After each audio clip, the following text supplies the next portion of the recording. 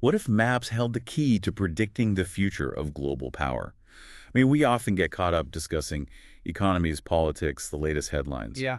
But what if the most fundamental driver, this sort of silent force shaping everything, is simply where a country sits on the map? Yeah, it's a profound thought, isn't it? We tend to view geography as, just a static backdrop, something fixed. But as we'll get into today, it's anything but. It's dynamic, foundational. It's constantly influencing nations. Absolutely. So today we're taking a deep dive into that fascinating world of geopolitics. Specifically, we're looking through the really insightful lens of Robert D. Kaplan's The Revenge of Geography. Right. And our mission to unpack how China's, well, truly unique geographical endowments have not just shaped its incredibly long history, but how they've also driven its current trajectory. And critically, how they continue to influence its interactions with the world right now. Yeah, we're working directly with Kaplan's analysis here, which basically argues geography isn't just scenery, it's a primary active force. The driver. Let's go. Exactly, a driver. We'll explore how China's physical landscape, its, historical back and forth with its neighbors, and its strategic position on the global map, how all that is laying the groundwork for its emerging role. A major continental power, and increasingly a maritime one, too. So hopefully you'll walk away with a much richer understanding of the why behind today's headlines. Maybe even a new way of looking at that world map. That's the goal. Okay, let's unpack this. Let's kick things off with a prediction from over a century ago that seems startlingly accurate now. Mm-hmm. Back in 1919, the British geographer Halford Mackinder wrote his big work, Democratic Ideals and Reality. And in it, he introduced this idea of the geographical pivot of history. Right, the heartland theory. Exactly. But what's really remarkable is that Mackinder actually predicted that China, alongside the US and the UK, would eventually guide the world. I mean, think about that for a moment. 1919, he saw something fundamental in China's position way back then. It's quite striking, yeah. And, despite Mackinder's, let's say, inherent biases of the era, which unfortunately included some pretty unpleasant yellow peril sentiments. Yeah, that was part of the context then. It was, but his core geographic analysis regarding China has proved remarkably accurate. He sort of understood that certain geographical realities would inevitably assert themselves, regardless of the political winds of the time. It's not just about sheer size, is it? Kaplan draws this really clear contrast. You take Russia, for instance, obviously a massive land power, huge territory. Huge. But its access to the oceans, it's mainly blocked by Arctic ice for much of the year. Right, very limited usable coastline in that sense. But China, also a continent-sized power, enjoys this incredible dual advantage. It has deep reach into Central Asia, all that mineral and hydrocarbon wealth. Yeah. And at the same time, it extends directly to the main shipping lanes of the Pacific. We're talking about a 9,000-mile coastline. 9,000 miles. And not just coastline, but lots of good natural harbors. And crucially, ice-free harbors. That's the key difference. Mackinder even apparently feared that China might one day conquer Russia, which just shows you how profound he thought its geographic position was. Wow. And this blessing of geography, as Kaplan calls it, it's so basic, so obvious in a way, that it often gets completely overlooked when we talk about China's recent economic boom or its, national assertiveness. Right, we focus on the policies, the leaders. Exactly. But this geography is the bedrock. It explains why China is uniquely positioned to project power both on land and at sea. Russia, historically almost purely a land power, China has this dual capacity, and that's a cornerstone of its current global rise, giving it a strategic depth that very few other nations can really match. And it goes beyond just the coastline and landmass, right? China also benefits hugely from its vast temperate latitude range that gives it significant climatic and agricultural advantages. Absolutely. China basically encompasses a diversity of climates comparable to what you'd find stretching across the entire United States. So like Harbin in the north is similar latitude to Maine. Roughly, yeah. And Beijing is like New York, Shanghai, maybe closer to New Orleans. And the Tropic of Cancer cuts right through the south. So you get everything from cold plains to subtropical south. Exactly. And that range allows for incredibly varied and productive agriculture, which historically was crucial for supporting its massive population. It's interesting you mentioned the U.S. comparison. While the U.S. is conveniently bounded by two vast oceans, a kind of natural defense. Right. A massive moat. China, also continent-sized, historically faced its main threat from the Eurasian steppe land, that huge expanse to its north and northwest. The same step that threatened Russia, actually, but from the opposite direction. So you have this shared geographic challenge, but they experienced it very differently. And that interplay between the sort of settled Han Chinese and the nomadic peoples, Manchurians, Mongols, Turkic groups, that's been a central theme in Chinese history, hasn't it? Absolutely. You see early Chinese dynasties often building their capitals on the Wei River. It was a strategic choice, enough rain for farming, but also offered some safety from the nomads up on the Inner Mongolian plateau. Okay, and this is where human action really comes in to shape things, leveraging the geography. China's physical unity is fundamentally defined by its great rivers, right? The Wei, Han, Yellow, Yangtze. Yeah, all running generally west to east, from the high, drier uplands of the interior towards the moister, richer agricultural lands near the coast. And this created a natural split, like a drier north growing wheat and millet. Right, with a shorter growing season. And then the wet, super productive south growing rice, sometimes 2 crops a year. Exactly, a fundamental north-south divide agriculturally and climatically. And that geographical division must have posed a real challenge to keeping the country together. Oh, absolutely, a huge challenge. And that's precisely where one of the most incredible feats of human engineering in history comes into play, the Grand Canal. Built way back when. Between 605 and 611 AD, during the Sui dynasty, absolutely monumental. This massive project linked the Yellow and the Yangtze rivers. Connecting the north and south? Effectively, yes. Connecting China's often famine-prone north with its incredibly productive south, the region with the big rice surpluses. Wow. Kaplan mentions the historian John Key, comparing it to the first transcontinental railroads in North America. Yeah, Key said it had a similar effect. Think about that.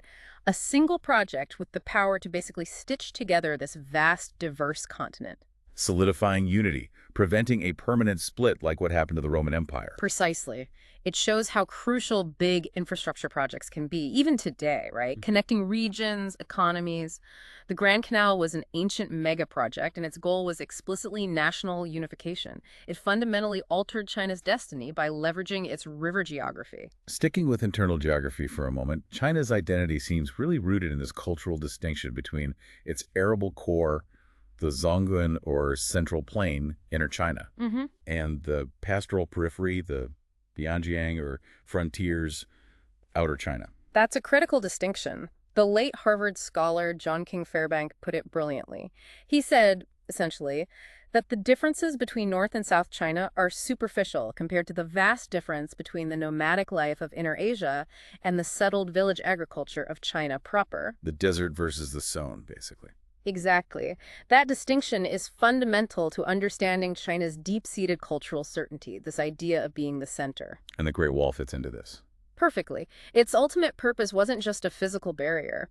As one political scientist, Jakub Krigil, noted, it served to reinforce the ecological distinction that translated into political differences. So it marked a civilizational boundary, in their view. In their view, absolutely. For the early Chinese, agriculture was civilization. They saw themselves as the central or middle kingdom, Zhongguo. They felt they owed little to the surrounding pastoral peoples. And from that belief came this profound cultural certainty, maybe something like the self-assuredness of Western Christendom in its own sphere. And this wasn't static, right? This core area expanded over time. Definitely, you can trace it. It started in the cradle area around the Wei and lower Yellow rivers, maybe 3,000 years ago. Because pastoral Inner Asia lacked reliable agriculture, its populations couldn't easily survive without access to China's farm output. Ah, so that created a dynamic pushing China outwards. Exactly. That drove China's growth from its core. By the 1st century DC, under the Han Dynasty, China included pretty much the whole cultivable heartland. And Han emperors developed a wider sense of space through encounters with other cultures, Roman, Byzantine, Persian, Arab, expanding their influence into outer Mongolia, East Turkestan, southern Manchuria, northern Korea, through diplomacy but also military campaigns.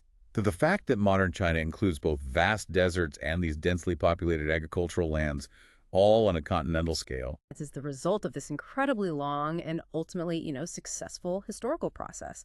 And that provides the geographic foundation for its power today. That core periphery tension isn't just ancient history. It's still very much alive, relevant to China's internal stability and its outward look today. Okay, so if that's the enduring blueprint, unity and expansion driven by geography, what about China's outward push? Historically, it seems like this constant effort to create buffer zones against nomads. Right, structurally similar to Russia's need for buffers, as Kaplan points out, but there's a difference. Russia was spread thin across 11 time zones, relatively sparsely populated. Whereas China was more cohesive, densely populated, even way back. Exactly, which meant it was comparatively less militarized than Russia needed to be. But that doesn't mean it wasn't expansionist at times. Oh, definitely not. China produced dynasties of immense energy, sometimes real aggressiveness. Think about the Tang emperors in the 8th century. Their military reached deep into Central Asia, establishing protectorates even as far as northeastern Iran. That helped secure the Silk Route. So they maneuvered amidst the steppe peoples, rather than trying to conquer everything. Often, yes. It was a complex strategy of managing those relationships, sometimes through force, sometimes diplomacy. What about the Confucian idea of civilian control over the military and reasoned pacifism? Kaplan calls it a myth of the state. Yeah, it's an interesting paradox. That emphasis on government by virtue sometimes, ironically, might have made China vulnerable to invasion by those nomadic groups. You see Tibetan forces actually sacking the Tang capital Chong'an in 763 AD. Wow. And more significantly, you had dynasties like the Jin, the Liao, the Yuan, all originating from the northern grasslands who ruled parts or all of China during the Middle Ages. Even while indigenous Chinese dynasties like the Song and Ming fought back to try and regain control of the steppe lands. So the modern multi-ethnic territory of China we see today was largely defined or staked out by the Manchu Qing dynasty in the 17th and 18th centuries. That's when Taiwan was formally incorporated in 1683, for example. China became this vast continent through this constant push and pull with Inner Asia, stretching right into Mackinder's heartland. And that historical reality shapes the political reality now. Fundamentally. So what does this all mean for today? The big question for Han-dominated China, where Hans are over 90% of the population, living mostly in that arable core, is can it permanently control the periphery? The Tibetans, the Uyghur Turks, the Inner Mongolians.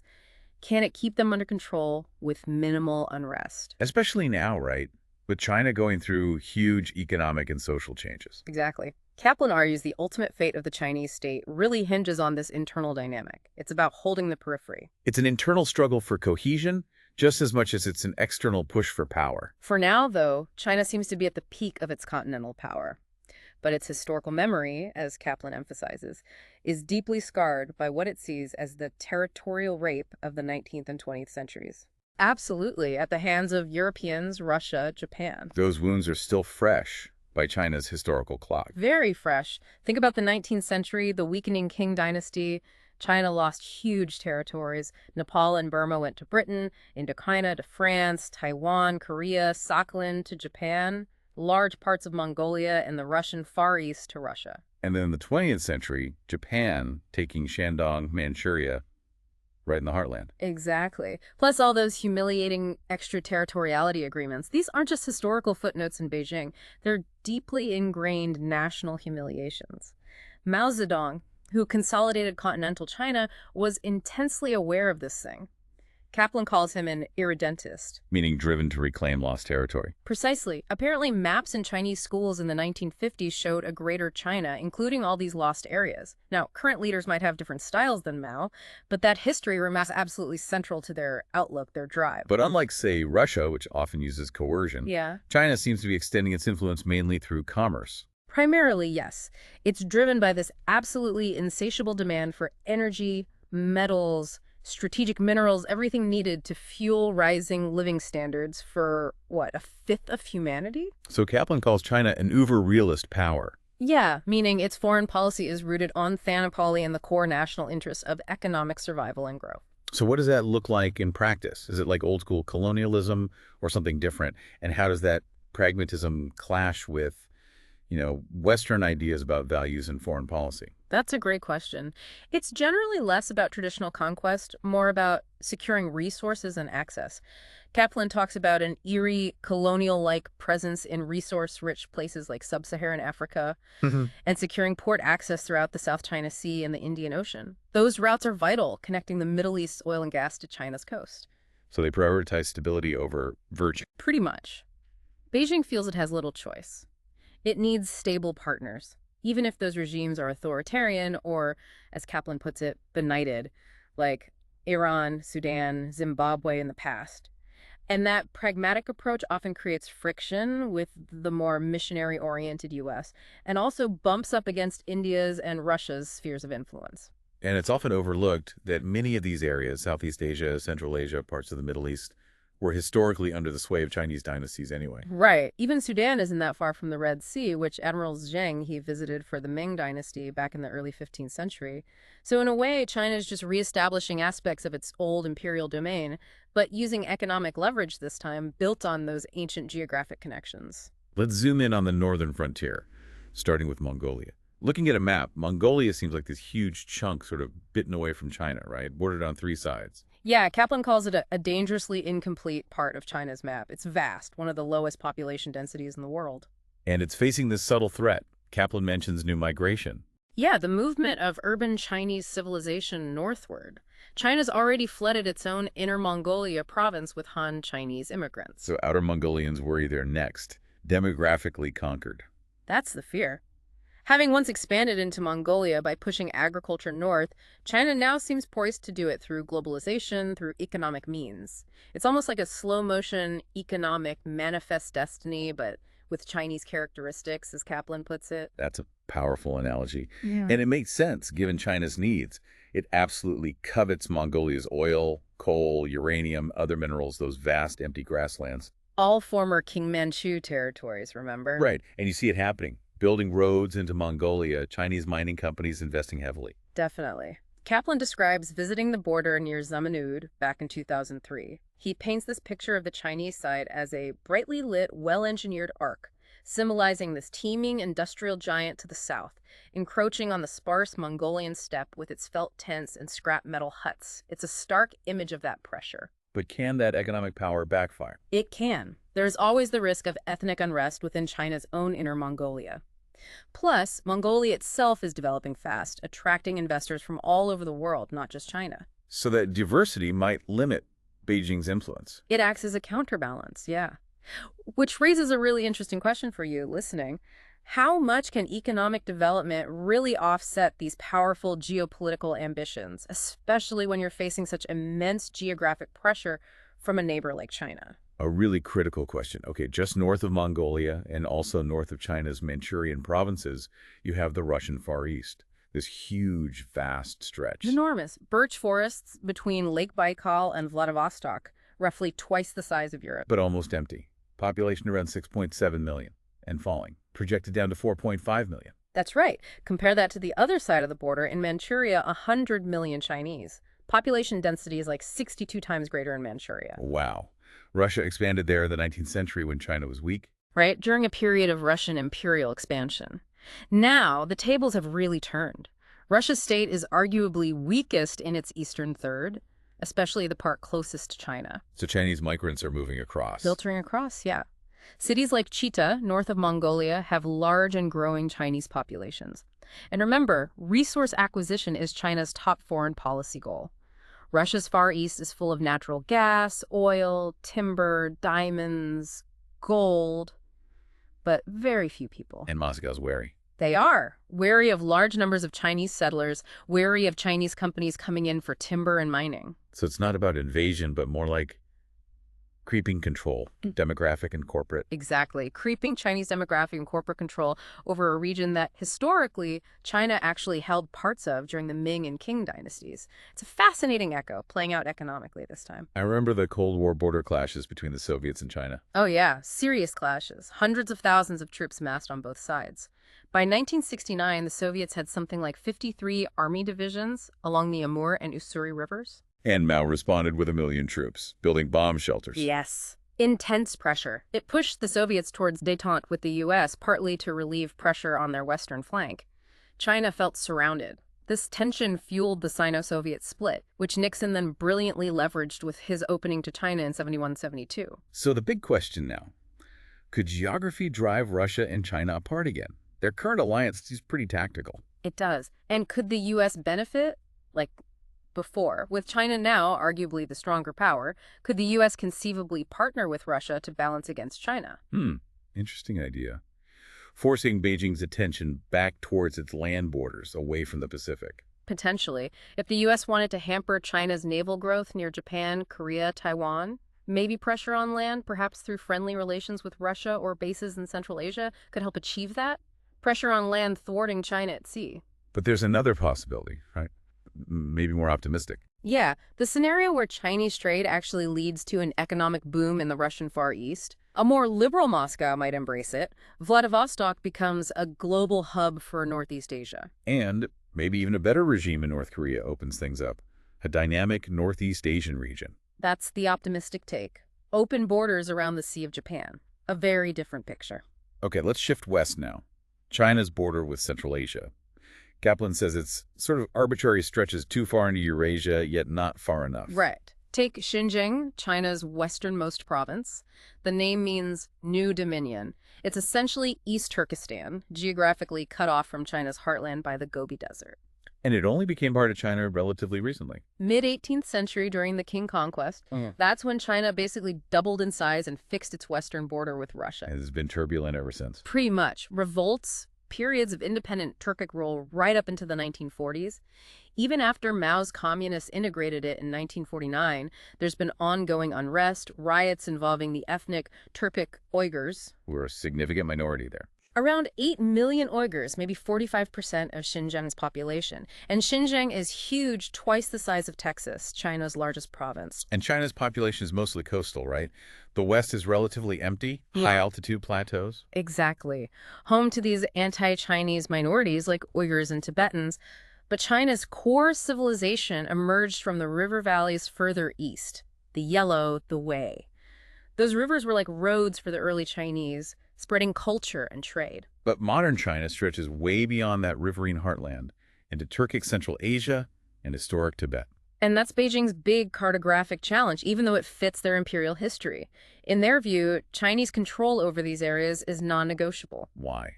Resources, water. Both. And strategic depth. Remember Owen Lattimore's point? The Yellow River derives its water from the snows of Tibet. Tibet holds the headwaters for most of Asia's major rivers: Yellow, Yangtze, Mekong, Brahmaputra, Innak. It's a massive freshwater storehouse. And China faces water shortages. Big time.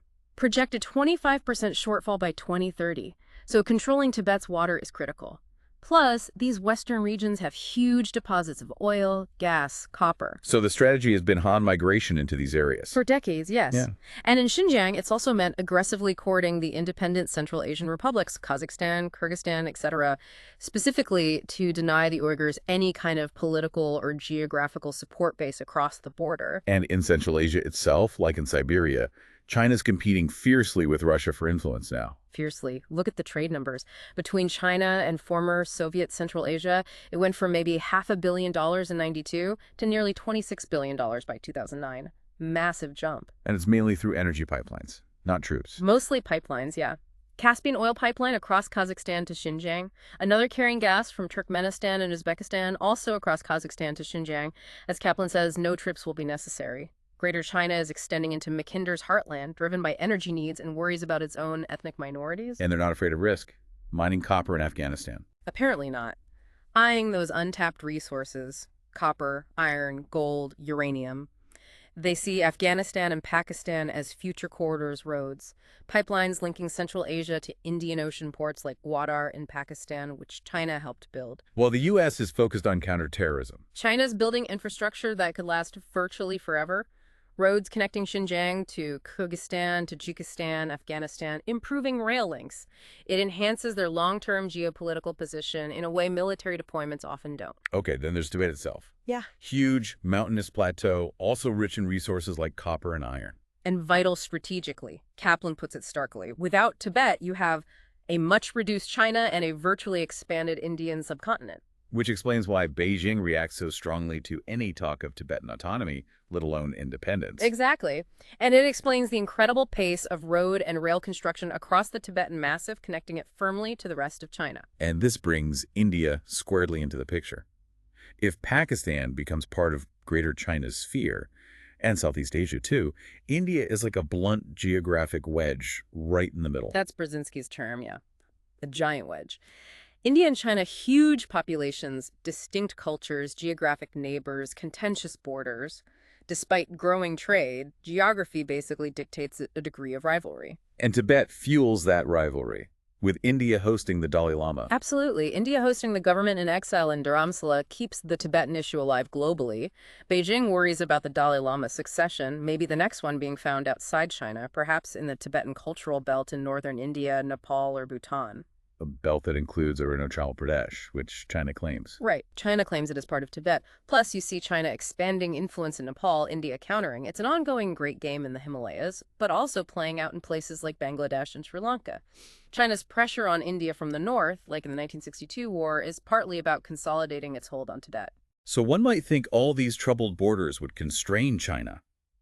But Kaplan argues the opposite. He does. Given China's economic and demographic weight and its growth prospects, these borders actually act as force multipliers.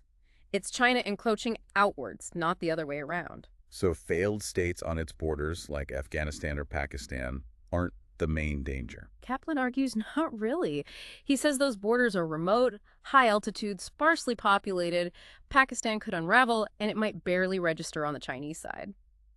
The real vulnerability, he believes, isn't the borders, it's Chinese society itself. How so? As it gets richer, as growth inevitably slows, the risk of political upheaval increases.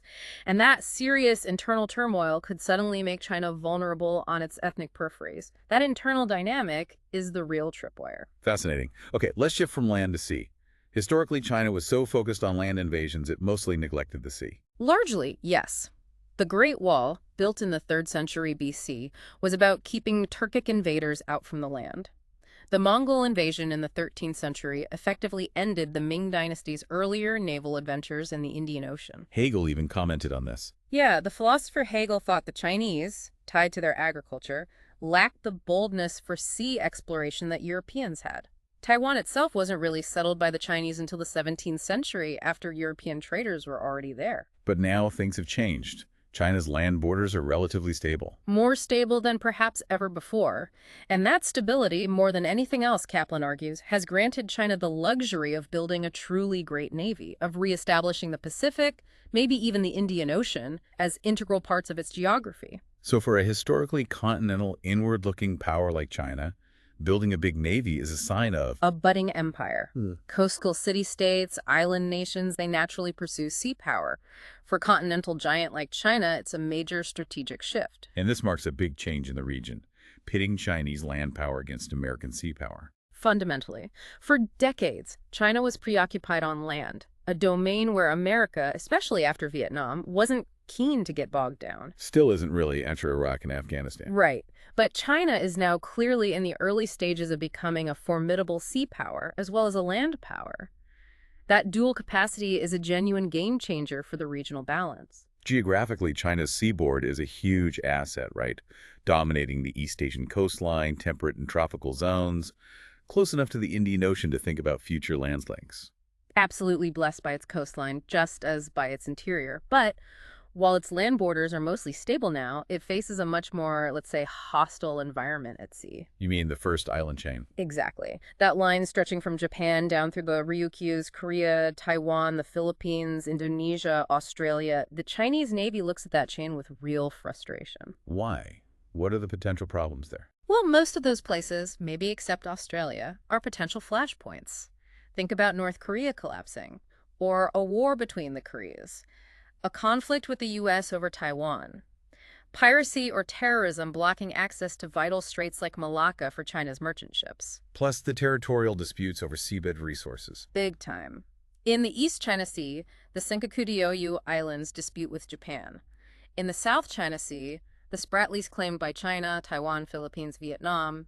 The Paracels claimed by China and Vietnam, disputes with Malaysia, Brunei too. And these disputes can be used to stir nationalism. Conveniently, yes. But strategically, Chinese planners look at that first island chain and see what a couple of Naval War College professors called a Great Wall in reverse. A reverse Great Wall. How so? Like a line of American allies acting as guard powers, stretching from Japan to Australia, potentially blocking China's access to the wider ocean. They look at the map and just see their navy being boxed in. Which has led to a more aggressive approach at sea. It seems counterintuitive, maybe. Navies are often seen as less threatening than armies. Generally, yes. Navies can't easily occupy territory, they protect trade. Sea power often suits nations wary of heavy land casualties. You might expect 21st century China to project power benevolently at sea, like historic Venice, Britain, or the U.S., focused on free trade. But that's not what we're seeing. Not yet. Kaplan argues China hasn't reached that level of self-confidence. Mhm. At sea, it still thinks territorially, like an insecure land power trying to expand in concentric circles, the way Spikeman described. Even the terms they use, first island chain, second island chain. Explicitly territorial terms, like archipelagos are just extensions of the mainland. They've absorbed the ideas of the naval strategist Mahan, but they don't yet have the truly global blue water navy to fully apply his theories worldwide. And we've seen incidents reflecting this insecurity, like the submarine stalking the USS Kitty Hawk. Yeah, in 2006, surfaced right within torpedo range. Then in 2007, refusing the Kitty Hawk entry into Hong Kong during bad weather, and the harassment of the USNS Impeccable surveillance ship in 2009 in the South China Sea. Where they blocked it, pretended to ram it. Exactly. Forced the U.S. ship to use fire hoses. Kaplan says these aren't the actions of a serene, dominant power that recognizes a brotherhood of the sea. They're the actions of a rising, still immature power, obsessed with those past territorial humiliations. So how is China trying to break out of this perceived maritime box? They're developing these asymmetric capabilities. Yeah, A2AD. Right, anti-excess area denial. A2AD, specifically designed to make it much harder, much riskier for the U.S. Navy to operate close to China's coast, in the East China Sea or South China Sea. Is it working? Are analysts agreed on its effectiveness? There's some debate. Some say China still lacks the advanced surveillance and targeting capabilities to make A2AD fully effective against sophisticated U.S. countermeasures. Others think, regardless of temporary technical issues, China is on track to effectively Finlandize East Asia, meaning make countries wary of opposing its interests. So it's not about building a navy exactly like the U.S. Navy. No, it's strategic, building lots of advanced submarines, both nuclear and conventional. Some analysts warn China's submarine fleet could eventually outnumber America's. And combining subs with other things? Yes. Over-the-horizon radars, satellites, seabed sonar networks, cyber warfare capabilities, and crucially, anti-ship ballistic missiles like the DF-21, which apparently have maneuverable warheads designed to hit moving ships like aircraft carriers. Plus mines, advanced Russian jets, thousands of surface-to-air missiles along the coast. Right. They're hardening defenses, moving capabilities inland, developing stealth fighters. The whole package is designed to change the strategic geography of the Western Pacific. But the goal isn't necessarily to fight the U.S. Navy. Probably not directly attack a U.S. carrier, no. China isn't capable of winning a head-on fight.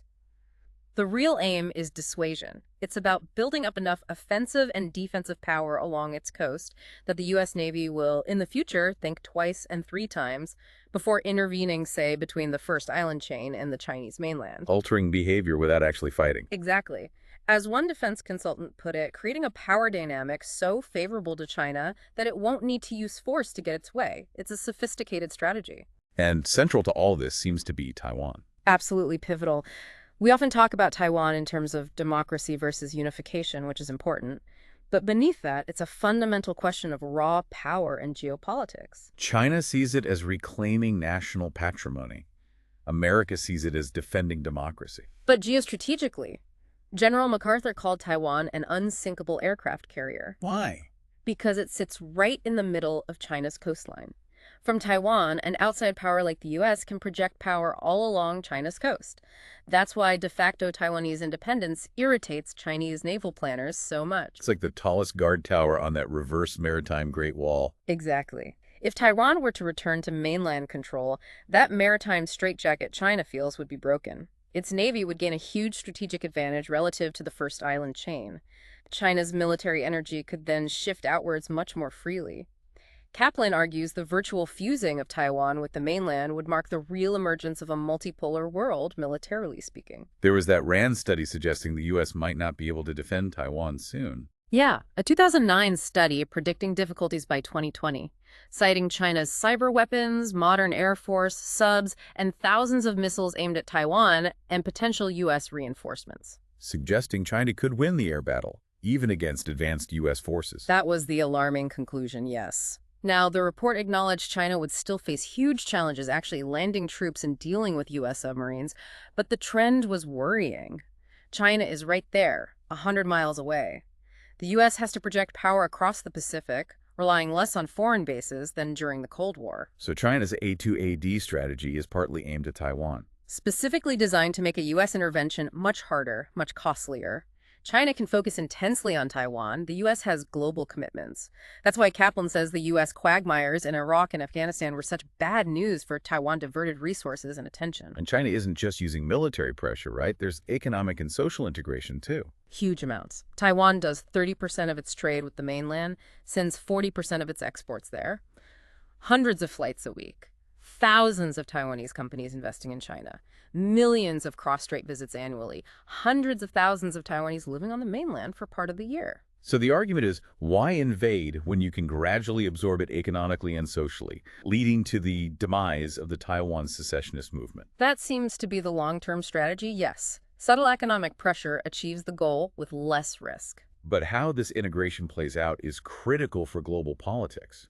If the U.S. just walked away from Taiwan, it could be disastrous for U.S. credibility. Allies like Japan, South Korea, the Philippines, Australia, even India might start doubting U.S. commitments everywhere. They might feel forced to accommodate China more, potentially allowing a truly dominant Greater China to emerge in the region. So the U.S. and Taiwan need asymmetric ways to deter China, make war too costly. Exactly. Not necessarily to win a war, but to raise the price of aggression so high that Beijing thinks twice. Buying time, basically. Time for Taiwan to stay functionally independent, time hopefully for China itself to liberalize, and time for the U.S. to maintain its alliances. Taiwan's missile defenses, its hardened shelters, U.S. arms sales, they're all part of this deterrent strategy vital for America's overall position in Eurasia. There's also that interesting idea Kaplan mentions.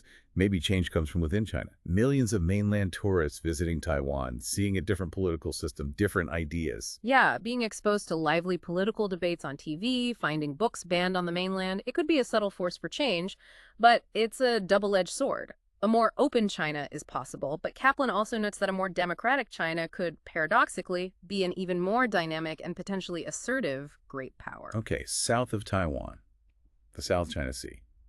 Framed by Southeast Asia, the Philippines, Indonesia. Kaplan calls it the gateway to the Indian Ocean. And says it must be virtually dominated by the Chinese Navy if Greater China is truly to be realized. It's incredibly strategic. A third of all global seaborne trade goes through there. Half of Northeast Asia's energy supplies. The world's hydrocarbon interstate. Literally. What are the challenges there for China? Lots. Piracy, radical Islam in some areas, the rise of India's navy, and those congested Indonesian straits, Malacca, Sunda, Lombok, Makassar, that China's oil tankers and container ships absolutely depend on. Plus, huge potential oil and gas deposits under the sea itself. A second Persian Gulf. That's the estimate, yeah. Which fuels all those territorial disputes we mentioned earlier. This isn't just about resources, though, is it? Kaplan brings in Spikeman's idea about states controlling adjacent seas. Right. Historically, Greece wanted control of the Aegean, Rome the Mediterranean, the U.S. the Caribbean. By that logic, China now seeks control of the South China Sea. For China, controlling the South China Sea unlocks the Indian Ocean, much like controlling the Caribbean unlocked the Pacific for America when the Panama Canal was built. So the South China Sea is like the Asian Mediterranean. That's Kaplan's term, yeah. Analogous to the American Mediterranean Spikeman talked about. It's going to be central to political geography for decades. China likely wants to dominate it like the U.S. dominated the Caribbean. America, meanwhile, along with allies like Vietnam and the Philippines, wants to keep it fully international waters. And fear of China is driving countries like Vietnam closer to the U.S. Ironically, yes. It's not necessarily love for America, but shared concern about China's ambitions. And China's using all forms of power, political, economic, military, to expand its influence there, aiming for the borders of imperial China at its peak. That seems to be the goal. It's about control, not just influence. Look at the massive naval base they built on Hainan Island, right in the South China Sea. Underground submarine pens. That's more than just influencing behavior. It's asserting dominance. Kaplan calls it a Monroe Doctrine-style sovereignty over those waters. So the picture is China building Greater China with the South China Sea at its heart, while also planning a blue water navy for the future to protect sea lanes to the Middle East. Exactly. And that longer-term plan for a global navy could make future conflict with the U.S. seem less unreasonable from Beijing's perspective. not because they want war now, but because capabilities shape intentions over decades. As Taiwan potentially moves closer to China, Beijing can shift more military focus towards the Indian Ocean. Protecting those growing resource interests in Africa. Oil from Sudan, Angola, Nigeria, minerals from Zambia, Gabon, DRC. All connected by Chinese-built infrastructure to ports. Access to those sea lanes becomes paramount, arguably more so than in Mahan's era, and American dominance over those routes isn't guaranteed forever. Which brings us back to Taiwan. America's commitment there has implications far beyond the island itself. Absolutely. The future of Taiwan, along with North Korea, really are the hinges on which the balance of power across much of Eurasia rests. So, summing up the situation in Asia now, Kaplan says it's fundamentally more complicated and therefore more unstable than after World War II. Yeah, because American unipolarity is ebbing. The U.S. Navy is relatively smaller, while China's economy and military have risen, even if growth slows. Multipolarity is becoming the reality in Asia. And you see this in the arms buildup.